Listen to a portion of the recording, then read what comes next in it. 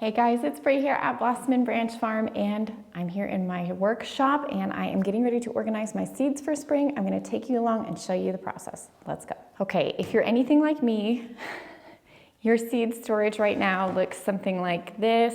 I've got a shoebox full of seeds. This, just a mess. I am already starting to order seeds. In fact, I'm even going to be telling you some of the seeds that I am already starting here or just getting ready to start in my zone 5-6. I'm also gonna be telling you some of the fun varieties that I'm growing this year. The first thing that I always start with is I go through all of my old seeds from previous years and I look and see what is no longer good. So usually if it's 4 years old or more, I put them into a baggie all together and I chaos scatter them in blank areas of my garden. So far we've got lettuce and radish in here. Step 2 is going to be sorting. Now I also have my stack of seed catalogs here at the ready. My favorite go-to is of course Johnny's. I do also like swallowtail seeds. I like high mowing seeds. Fedco seeds is also a good one. Some people really like Baker Creek. I just don't have the best germination rates, to be quite honest with you, from Baker Creek. So I don't tend to buy from there. If you have a favorite seed company, please share it in the comments below so that we can all check them out. I also have all of the seeds here that I saved from my own garden. Pumpkin seeds that I saved this year. A bunch of my cucumber seeds here, and also quite a bit of tomato seeds. So this is where I start. I kind of start by going through and seeing exactly what I have. Now I'm going to organize because this is driving me crazy. So you guys might have seen my planning video from last year where I talked about seed time, and this is kind of how I'm tying all this together. So seed time is a free program where you can hop on, you can make a free profile. It'll give you your planting dates, when you should be sowing them, whether you should be doing them indoors and all that stuff. So I'm going to be concurrently going through my seeds and then I'm going to be plugging it into seed time. And that is going to be a little bit of extra work up front, but I am telling you, it's going to save me so much mental energy when I'm trying to figure out when I should be starting all of these seeds. Now, if you're a beginner gardener or even if you're an advanced gardener, it might be helpful for you to use a calendar. So again, I mentioned seed time, which can be a really helpful tool, but not everybody is an online person. Not everybody wants everything to be online. Some people want a paper option. So for you, calendars are really helpful, and this is how I use it. Guys, I use the same calendar every year now, given this is a new one because I lost my old one sometime during our move, but you can use the same calendar every year. It doesn't matter if the exact date is right, okay? February 15th is February 15th. For seed starting purposes, it doesn't matter if it's a weekend or not. So this way you can keep tabs on when you started your seeds every year and kind of get an idea of whether it was successful based on that date. So I'm gonna start by flipping to my last frost date. So for me, that is usually right around Mother's Day, which this year is May 11th, which is pretty early. I'm gonna estimate that our last frost is gonna be May 18th.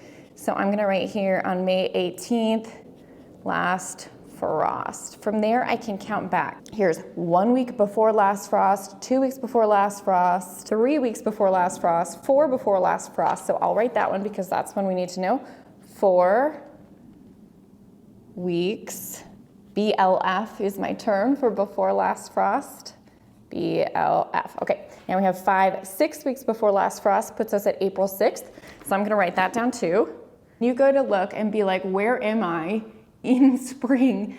How far out am I? What should I be planting? You can look at your tomato packet that says, okay, plant me 4 to 6 weeks before last frost. I can immediately flip in my calendar and say, okay, that's sometime between April 6th and April 20th is when I should be planting my tomatoes. Then I can write down exactly when it is that I do end up planting them.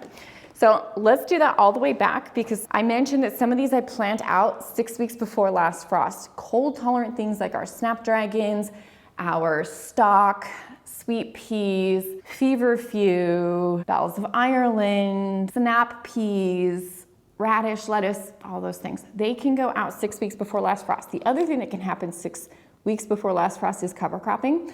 So I do like to note this. So this is my 6 week before last frost date. This is when I'll be transplanting a lot of my cold stuff. So then I'm also gonna go back and mark 4 weeks before this date. So let's keep going backwards.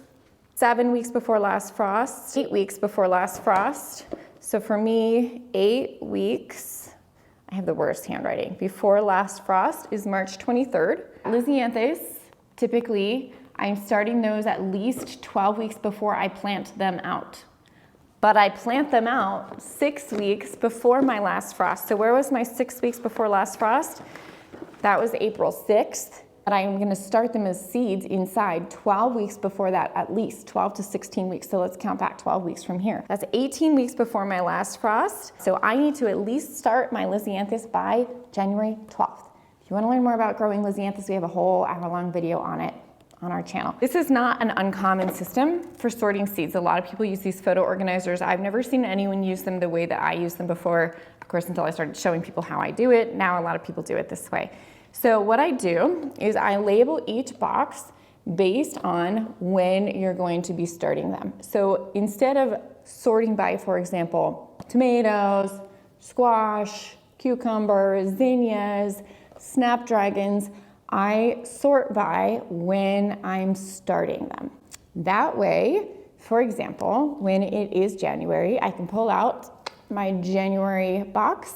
I don't have to go sifting through a bunch of different seeds. I always start with the first one. So I'm gonna start with my January/December.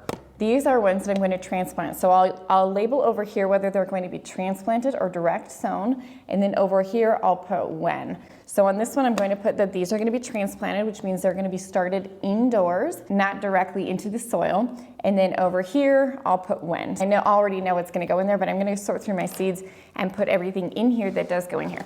If you're not sure when you should be starting seeds, this is why I really like Johnny's, is because they have all of this information on the seed packet. But if you're newer, trust me and look into seed time, give it a shot, because it will give you good ideas of when you should be starting, and I'll put that link below for that garden planner. First up are my lisianthus.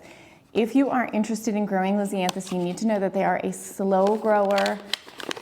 They definitely require transplanting. These are not a direct sow. So these are ones that I will be starting here this week. So these are usually planted out for me 6 to 8 weeks before last frost, in seedling stage, and they're usually growing in seedling stage for at least 12 to 16 weeks before that. So these I need to start now.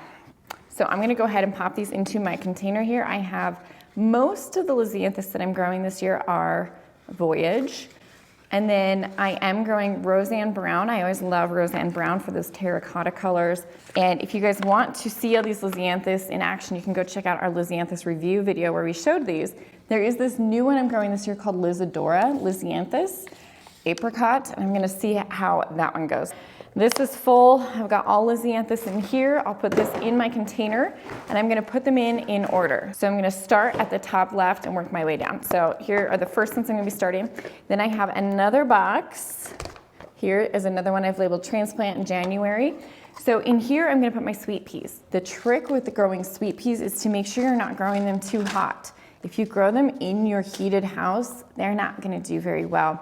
They really want to be down to even around 20 degrees Fahrenheit at night, really cold. So if you have like a protected garage that's not heated but has good light, you can go watch our seed starting video where we set up lights inside. You could set up a rack inside your garage or really any cold area. Now sweet peas, actually, I usually plant out around St. Patrick's Day, which is still pretty cold here in my zone. The soil is usually just barely thawing. St. Patrick's Day for me is the 17th of March, so I'm gonna put sweet peas, and usually that can actually take place this whole week, really any time in the week or two around St. Patrick's Day, depending on the weather. So, but I'm gonna put it there so that I know when to start them. I want them to be growing usually at least 8 weeks, because they're growing so cold, they're gonna grow slowly. So 8 weeks before this, I've got 1, 2, 3, 4, 5, 6, 7, 8. So January 20th is when I'm going to want to be starting my sweet peas.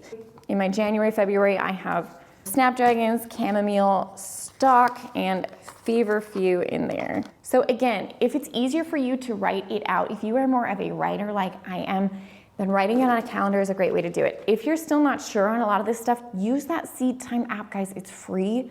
Use that so that you kind of have an idea of how long these things take to grow. You can always adjust that calendar a little bit, but just use it as a reference, and it'll print out everything for you, like when you're supposed to be starting.